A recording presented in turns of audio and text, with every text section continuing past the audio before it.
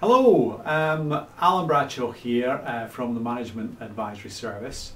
Now we're here today with Professor Derek Mowbray, and we're talking about the forthcoming seminars that we've got coming up all around the UK. And I've just got a few questions for Derek.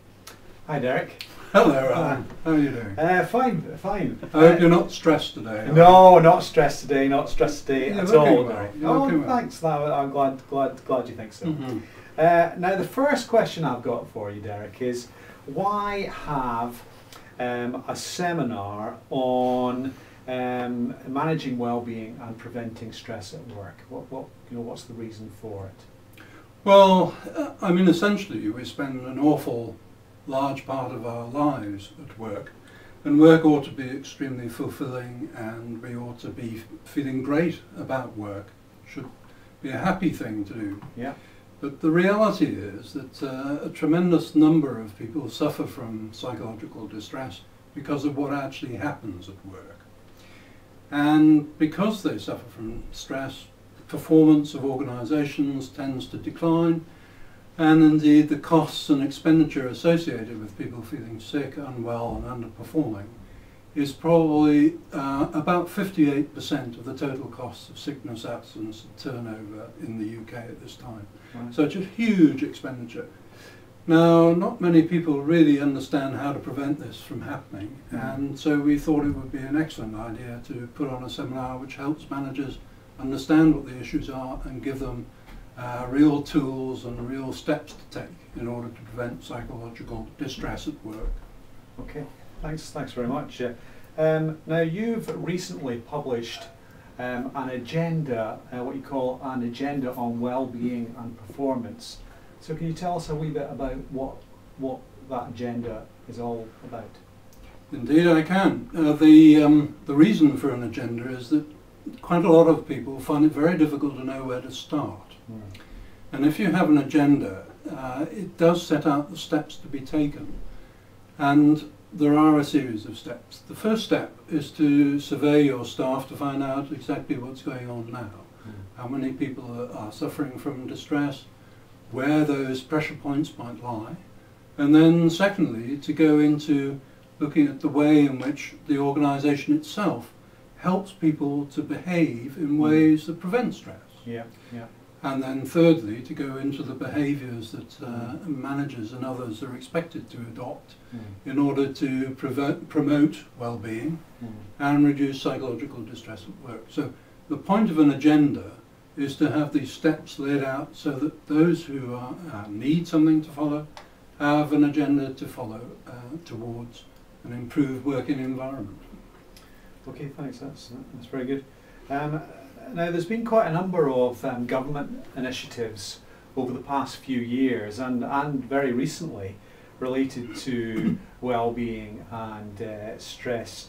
What's the link between these sort of government initiatives and what you're talking about at this seminar? Well, it's certainly true that excuse me. Certainly true that since March 2008, there have been something of the order of between 8 and 10 published reviews of various sorts, really having a look at mental health and well-being at work. The aim of government reports is largely to keep people in work and to get them back to work as quickly as possible, to increase the amount of tax revenue and to reduce the amount of welfare payments being spent. What tends to happen with most of these situations is that recommendations are to support people who've already suffered from some form of psychological distress. So it's a sort of reactive process to people who are already ill.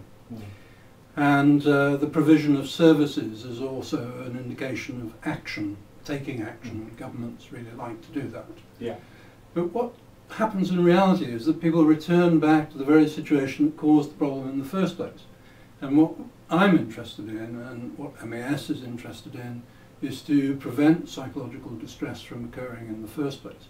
So we're in the primary prevention business, whereas most of the studies and reports that have been produced in the last 24 months or so have been in the, well, let's provide a service business. Sure, thanks. Now, one key area here is obviously going to be the role of managers. You know, what people are doing in terms of the day-to-day management of people. How does that, you know, and how in essence, I know you're going to talk much more about it at the seminar, but how in essence does that really sort of link the role of managers? I mean, how does that fit with well-being at work? Well, work, organisations are controlled communities. Mm. And the people who control these communities are indeed managers. Mm. And much of the evidence suggests that managers, in terms of their behaviour towards the people that they manage, help to create a significant amount of the psychological distress which occurs at work. And so we're very much interested in putting that to rights. It's a very cost-effective, relatively cheap investment to train managers in the behaviours that are needed to promote, let's say, trust and commitment, which then leads to staff engagement. And if staff are engaged, then they become much more active, much more encouraging, contributing far more to the organisation, and indeed the overall organisation performs so much better. So managers are the key to this, and that's why we want to pay attention to them. Okay, thank you very much, Terry. Not at all. Delighted to see you again, Alan. Okay, Thank you. And you too.